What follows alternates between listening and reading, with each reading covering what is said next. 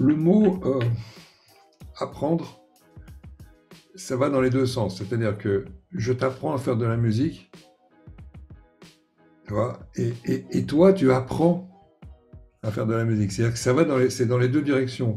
C'est le début de tout, quoi. C'est la sortie de l'enfance, c'est le début de la vie, c'est l'endroit de tous les espoirs. Quelle qu'elle soit, c'est en présentiel.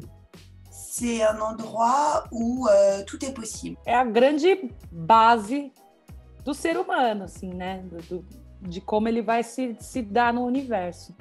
On se fait à la fois, on acquiert beaucoup de compétences, de connaissances, et puis aussi un moment dans lequel on peut avoir le temps de réfléchir à en faire quelque chose de personnel. Et je crois que pour commencer, l'école, c'est une auberge espagnole. Je crois que c'est ce qu'on y amène, à commencer par notre envie d'apprendre, notre envie de partager, notre envie de faire société.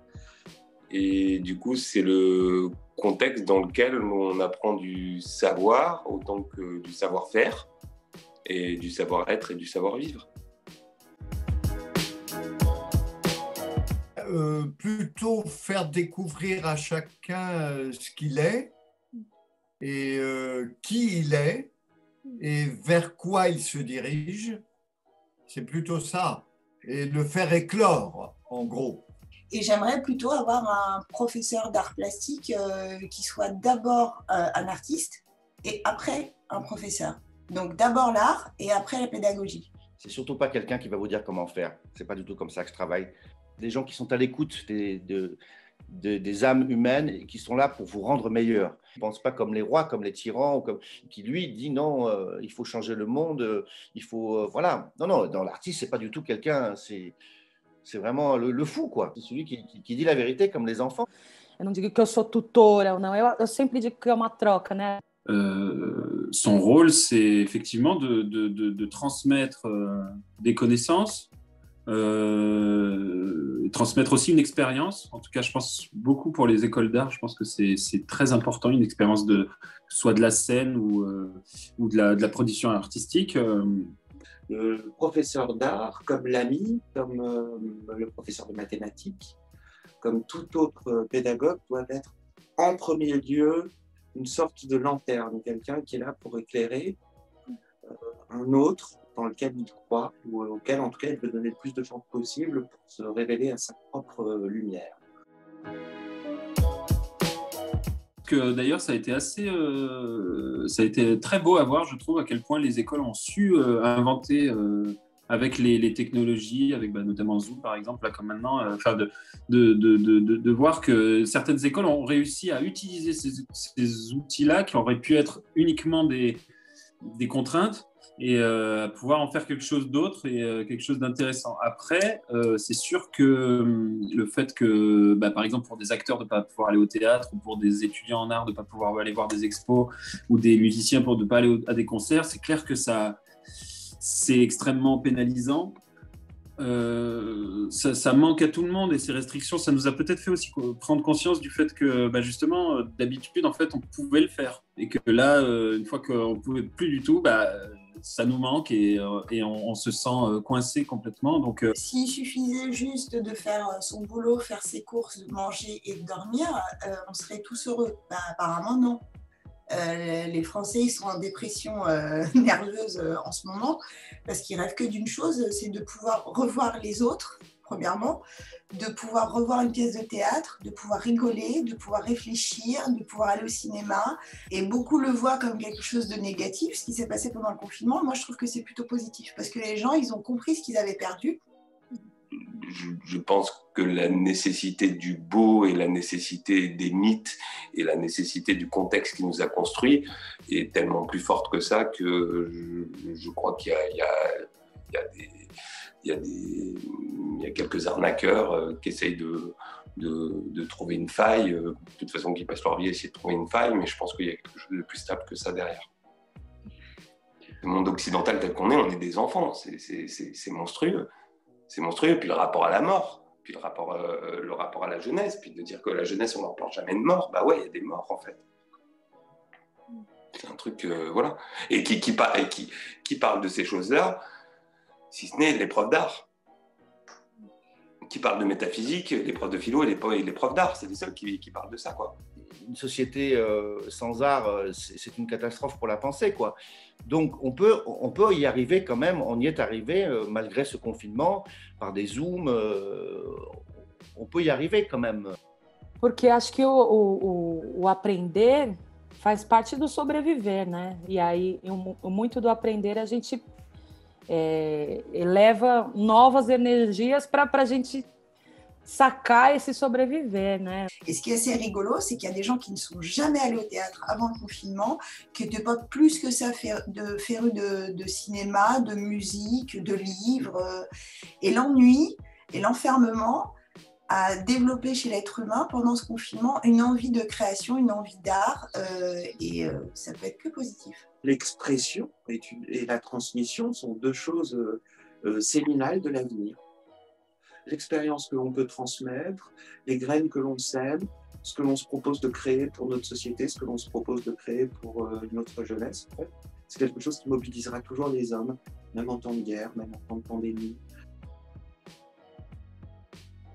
Le virtuel reste le virtuel, hein, c'est un écran face à un autre écran, hein, c'est pas une personne face à une autre personne, même si c'est deux personnes qui communiquent.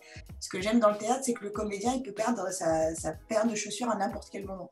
Avec l'écran, il y a le montage, il y a les filtres, on peut devenir très très beau, on peut avoir une très très belle voix. Donc non, ça restera du virtuel malgré tout. Après, à nous de redéfinir aussi notre réel, quoi. Je faisais avec ma petite troupe là, par Zoom, mais c'était lamentable. Au bout d'un moment, on en avait marre et rien ne vaut le présentiel. Au début, ça allait sur Zoom, mais à la fin, tout le monde en avait marre. Moi-même, j'en avais marre. Moi, il nous a appris à nous détendre. C'est assez bizarre, mais ça nous a détendus parce que du coup, on a redécouvert nos enfants et nos enfants nous ont redécouvert aussi. On était quand même tous dans un rapport au temps particulier, quoi. On se disait, bon, ben là, voilà, il y a tant de semaines à tenir. Et puis voilà, si on nous avait dit dès le début que ça allait être 1 an et demi ou 1 an et quelques, ça aurait été vraiment autre chose, quoi. Il y a eu plusieurs périodes, en fait, plusieurs ères dans cette longue période, en fait. Donc, il y a eu un moment où le monde d'avant n'était pas tellement le monde d'avant, mais celui dans lequel on vivait encore, puisque tout ça ne devait pas durer. C'était pour les Chinois, ça devait être terminé, vite fait, bien fait. Donc, il y a eu un monde d'avant qui était le présent, un présent un peu suspendu. Et ensuite, quand ça s'est éternisé, il a bien fallu qu'on se raconte une histoire. Donc, on a inventé cette question du monde d'après. Alors, je ne sais pas vous, mais moi, je n'ai pas l'impression d'avoir eu un avant et un après. J'ai l'impression d'être au monde depuis toutes ces années qui m'ont conduit à aujourd'hui. Et que tout ça, en fait, c'est un peu ma vie. J'ai eu des épisodes de maladie ou de chagrin d'amour qui m'ont retiré du monde encore plus puissamment que l'ont fait le confinement et cette pandémie. Donc, ramener le théâtre, qui est un art millénaire, à une question de monde d'avant, de monde d'après, de visioconférence ou pas de visioconférence, c'est le réduire à quelque chose qui n'est pas, c'est-à-dire un effet de mode ou un petit outil. C'est pas un petit outil. Às vezes eu não tô legal e aí eu preciso dar aula o dia inteiro, aí já abro a câmera e eu vejo que o aluno tá pior do que eu, né? Então aí eu angario as forças de toda a bagagem que eu tenho em relação à arte e aí ela vem como uma forma de cura, assim. Por isso que eu tô falando assim aos 4 cantos, a arte cura, a arte salva, porque é isso. C'est plus compliqué, c'est plus difficile, mais c'est extrêmement essentiel. Parce que l'art, les écoles d'art, c'est l'endroit de la contestation, c'est l'endroit où on ne juge pas, c'est l'endroit où on pratique quand même, c'est l'endroit où on essaie de réfléchir. Essayer aussi de donner du sens au monde et donc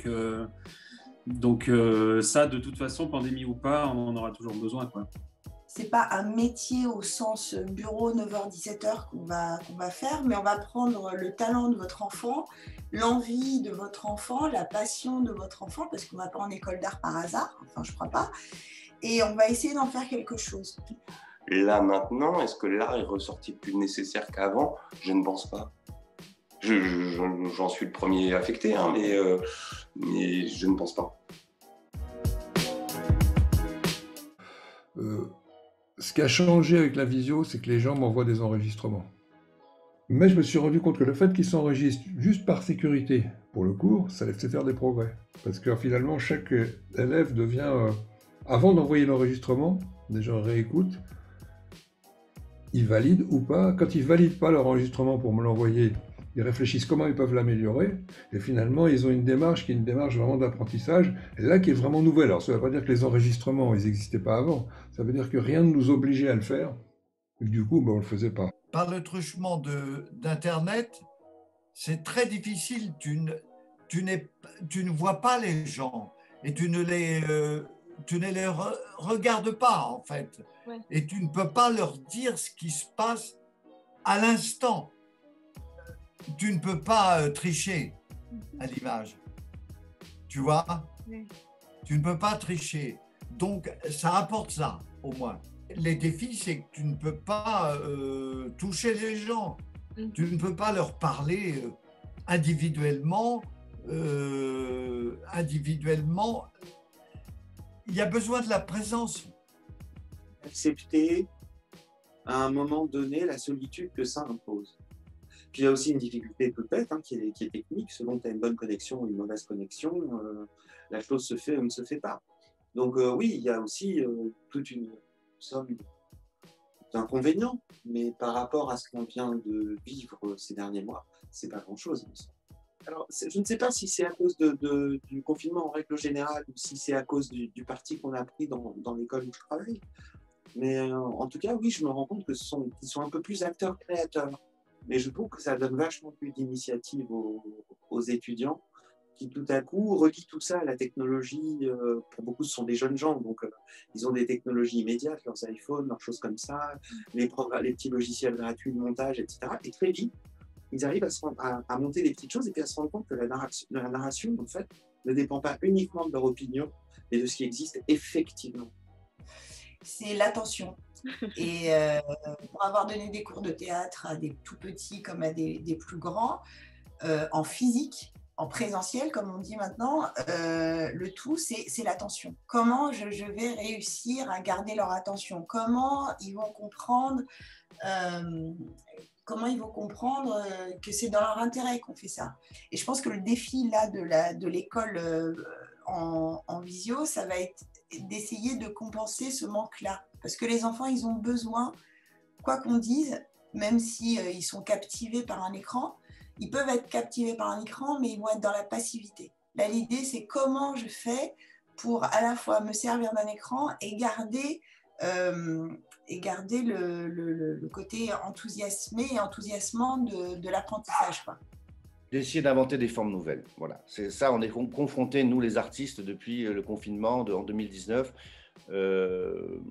Il faut développer sa capacité d'imagination. L'école d'art ou l'art vivant, c'est un art vivant par excellence.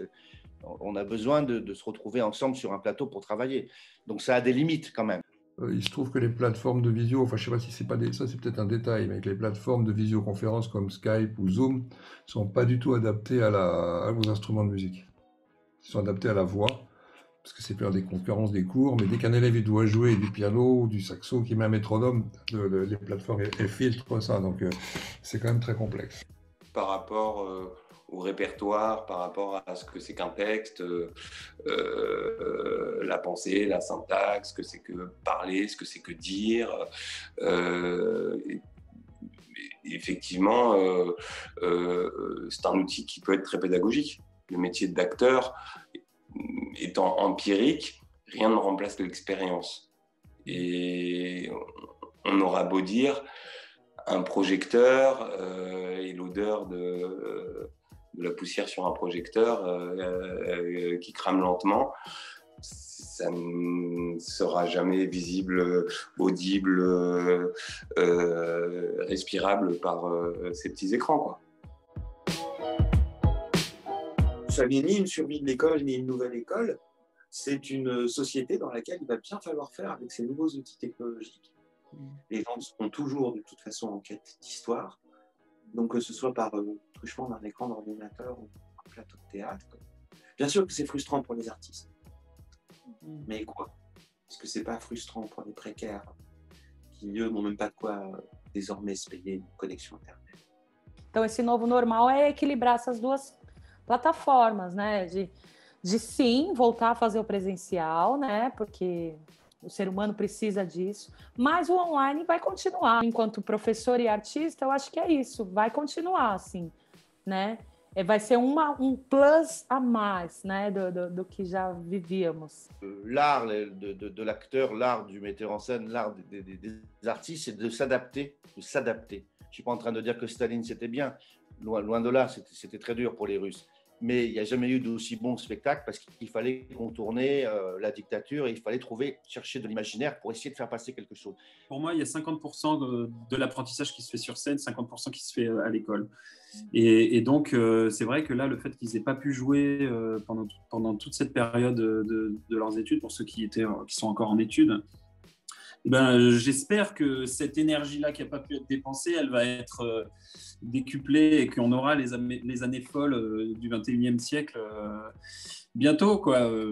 Non, ça, moi, je n'ai pas peur de ça. On ne se rend pas compte, mais le simple fait que les élèves, en tout cas, c'est comme ça à Paris, doivent se déplacer, prendre des fois 1 heure de métro, de train, de tout ce qu'on veut pour venir prendre un cours, parfois ça les fait hésiter. Il est possible qu'on conserve des choses en visio, même quand la situation sera revenue normale, parce que c'est parfois plus adapté. Au début de la première année scolaire, c'est-à-dire, on va dire à la même époque l'année dernière, les élèves, ils avaient du mal avec la visio, ils n'y arrivaient pas, ils n'étaient pas équipés. Maintenant, ils y sont. Nous aussi, on est équipés, on sait comment ça marche. Literalmente achava que aula online não funcionava. Eu já tinha tido algumas oportunidades de gente que me procurava para ter aula online em outro estado, e eu falava, gente, eu não dou aula online, não funciona, né? Porém, por sobrevivência, né, nessa questão do aprender, eu me vi dentro de casa com essa bagagem como professora, e aí vou ter que aprender, né, a dar aula online e começar a trazer o que eu tenho de metodologia, né, enquanto professora, mas dentro dessa plataforma, né? Porém, hoje em dia, eu digo que eu não quero dar mais aula presencial, sabe? Porque deu tão certo a aula online e eu acho que é um foco tão específico, porque a gente fica numa atenção aqui da tela, do fonezinho, não tem o que te chama atenção para outra coisa, assim. Então, mais do que funciona, eu vejo uma evolução, assim, gritante no aluno, assim. Même si ça peut paraître un petit peu prétentieux, c'est quand même plutôt une surécole, parce que la visio, elle résulte de notre capacité à nous adapter à la situation. Alors, pour moi, pour le spectacle vivant, pour moi, c'est quand même vraiment une survie. Enfin, c'est-à-dire, j'ai fait effectivement quelques petits concerts en visio sur Internet, sans public, donc sans public qui était présent. Non, c'est quand même, enfin, c'est vraiment pas pour ça que je fais ce métier. Et puis c'est vraiment autre chose. Pour moi, c'était voilà, malgré tout, on a pu faire entendre de la musique à des gens qui se sont connectés, etc. Donc très bien, mais par pitié, ouvrez les salles. Est-ce que discuter avec quelqu'un qu'on aime au téléphone, c'est une sous-relation? Je crois pas. Si on porte vraiment quelque chose de creuser, il n'y a aucune raison de penser que la visio est un obstacle. Au contraire, pendant le premier confinement, en tout cas pour moi, artiste qui ne travaillait pas tellement à cette époque-là, ça a été l'occasion d'être au monde, de partager avec d'autres dans notre champ. Ça permet aussi de questionner le formidable outil et la caméra, et ça propose aussi à l'acteur débutant de comprendre le cadre, et pas uniquement le cadre de cinéma, mais l'endroit dans lequel enclore du sens, et comment faire sens avec cet objet magique. Je crois que quand l'autre est au loin, le téléphone, c'est quand même vachement bien. Je crois même que les cartes postales, c'est vachement bien quand l'autre est au loin. C'est terrifiant pour eux, parce que beaucoup de gens ont abandonné, beaucoup de gens ont pris d'autres voies, ce qui est toujours possible dans les cours. Va éclore peut-être un nouveau théâtre, quoique le théâtre c'est toujours du public et des gens en face. Ils seront obligés de réinventer un nouvel art. Enfin, je veux dire, c'est fini les 4 murs, un plateau, une lumière. Et ça me fait beaucoup de mal de le dire. On va résister. Mais les nouveaux, les jeunes qui se lancent là-dedans, ils vont peut-être prendre l'art numérique. L'art numérique, c'est quelque chose... moi, je le vois pas mal sur Internet. Beaucoup créent des vidéos, beaucoup font du son, beaucoup font de la lumière, et c'est un nouvel art numérique. Alors après, on est plus ou moins sensible à cet art-là. Moi, pas trop, pour le moment. Estou fazendo processo de criação de texto autoral do aluno, e aí ele canta a música. E aí, assim, estamos criando juntos um espetáculo em que cada um vai se entremeando com seus textos e músicas. E aí é isso, ao vivo. Nossa Senhora da Internet, por favor, não nos trave. C'est très, très dur pour ceux qui sont dans cette situation là aujourd'hui, ça c'est clair, parce que effectivement tout est chamboulé, il y a quand même beaucoup moins d'engagement. Impressionnant, quoi, de courage, et de se dire que voilà, malgré tout ça, ils y croient, ils baissent pas les bras, et ça c'est vraiment impressionnant. Je suis pas tellement en capacité de le faire, mais j'espère que des écoles ou des salles de concert, des organisateurs de festivals, etc., pourront penser à eux et organiser des choses qui... Enfin voilà, des concerts un peu pour cette génération, quoi, pour les faire émerger à la suite de leurs études. Je pense que c'est vraiment important, parce que eux, ils ont eu vraiment tout qui s'est abattu sur leur tête. Ce qu'avait déjà décrit Jean Villard 10 fois mieux que moi quand il a créé Avignon, en fait, hein, en disant mais qu'est-ce qu'on en a à foutre d'aller s'enfermer, aller peindre un vieux panneau, d'aller peindre les étoiles une par une, alors qu'on peut jouer sous les étoiles, quoi. Je pense que c'est un avenir, si ce n'est l'avenir du théâtre en lui-même. Tous les festivals de jeunes qui partent tous en province, dans leur maison, leur grand-mère, dire ils nous font chier au moment du répertoire avec 3 planches de bois et 5 balles d'entrée. Je pense que c'est l'avenir du théâtre. Vraiment.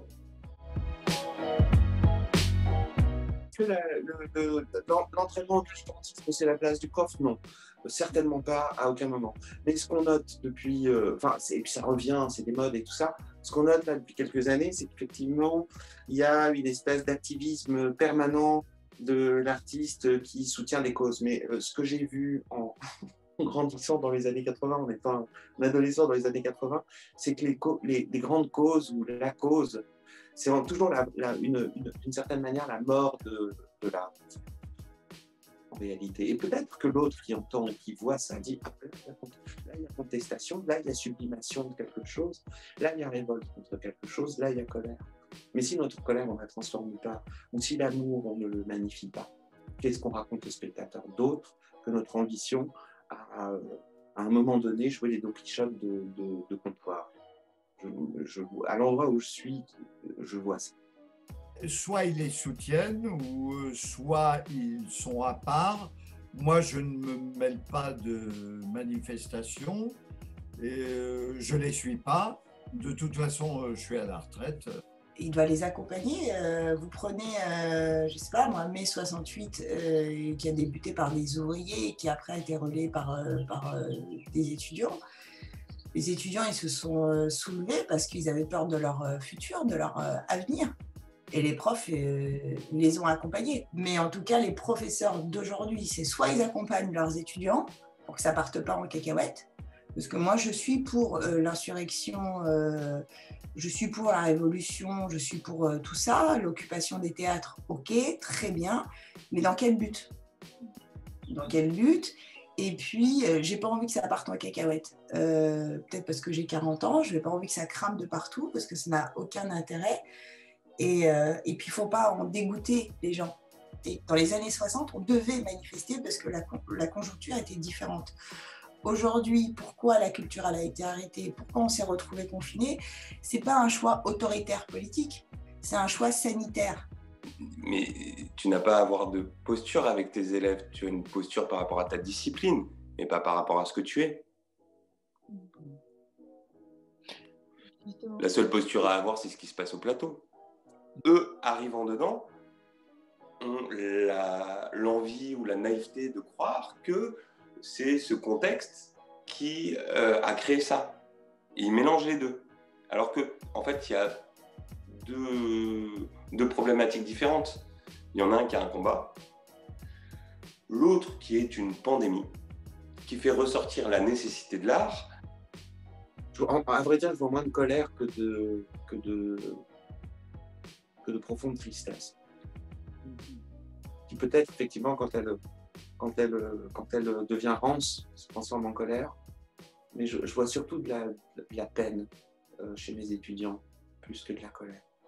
D'ailleurs, parfois, j'aimerais bien que ce soit pour pouvoir mobiliser cette énergie et la transformer, mais ce que je vois plutôt, c'est des gens qui sont sonnés. Maintenant, les rêves, si tu veux, ça me semble brisé, en fait. Il faut peut-être que les jeunes gens vont découvrir autre chose à travers ça, à travers le Zoom, à travers Internet, à travers tout ça. Mais c'est un moment de partage avant tout. Peut-être que ça nous a permis aussi justement de se rendre compte que bon, en fait, il y a plein de portes qui nous étaient ouvertes avant, qu'on ne prenait pas forcément. Et là, on va les prendre parce qu'on a besoin de liberté, on a besoin de sortir, de se rencontrer. Le bonheur est rétrospectif. C'est-à-dire que souvent on dit c'était bien à l'époque quand on était jeune parce que on était en forme physiquement, tout ça. Mais au moment même où ça arrive, on ne s'en rend pas compte. C'est rétrospectif, c'est quand on est vieux qu'on se rend compte que c'était bien d'être jeune. C'est quand on est privé de pouvoir jouer ensemble qu'on se rend compte que ça nous manque, et que c'est important pour nous. Cette envie de penser l'autre et de vivre l'autre de manière charnelle, l'école le permet, et que du coup, ça en devient totalement nécessaire. Quand tu vois à quel point ils ne lâchent pas, même avec un cours en présentiel toutes les 2 semaines et avec chaque cours à la fac à se demander est-ce qu'on sera en présentiel, et qu'ils ne lâchent pas parce qu'ils ont besoin de voir l'autre, ils ont besoin de penser l'autre, ils ont besoin de se réunir à un endroit qui ne soit pas juste un endroit de consommation d'alcool, d'Instagram et de musique qui fait tout oublier, quoi. C'est très facile d'avoir le pouvoir en stoppant la culture et que les gens ont besoin de penser, ont besoin de culture, ont besoin d'échanges sociaux et qu'il faut qu'ils aient confiance en eux. Et que les gens, voilà, mon espoir, c'est que les gens se rencontrent, c'est que les gens aient plus peur, c'est que les gens sortent, c'est que les gens... Bon, je ne suis pas le seul à le penser. Arrêtez d'attendre tout du pouvoir public, tout des théâtres, tout des financements, des subventions, etc., etc. Lancez-vous dans l'aventure. Et si vous avez vraiment quelque chose à dire, à créer et à faire, je vous assure, ça ne peut que marcher. On n'est pas loin de... Et ce qui peut vous arriver de pire, c'est que ça ne marche pas. Mais si ça ne marche pas, ben c'est pas grave. À chaque fois que j'ai voulu faire un projet, j'ai jamais été bloquée. La seule personne qui m'a bloquée pour certains projets, c'est moi-même. C'est ni le gouvernement, ni le ministère de la Culture, ni les théâtres, ni machin. Donc, tu as envie de faire, fais. Tu vois, on n'est pas en Algérie. En Algérie, va t'amuser à faire une pièce de théâtre contre le président, dont je ne sais même plus comment il s'appelle, puisque l'autre est mort, mais pas vraiment. Et puis, on en parle, quoi. Cette contrainte nous a donné à voir qu'il est encore possible d'envisager des choses, du sens, de se projeter ensemble, malgré la difficulté. On parlait tout à l'heure des écrans vidéo, on a trouvé cette solution-là. Nos étudiants étaient masqués, on l'était aussi. Ça nous posait un problème, tout le monde se grattait, tout le monde machin le touchait. Les acteurs, les jeunes acteurs disaient on ne va pas comprendre ce que je joue, etc. Aujourd'hui, plus personne se pose la question. On a des questions de dramaturgie, des questions de place au plateau, de déplacement, de texte. Enfin, on a des questions de théâtre en fait. Non, c'est le moment où jamais justement de croire que notre art a du sens.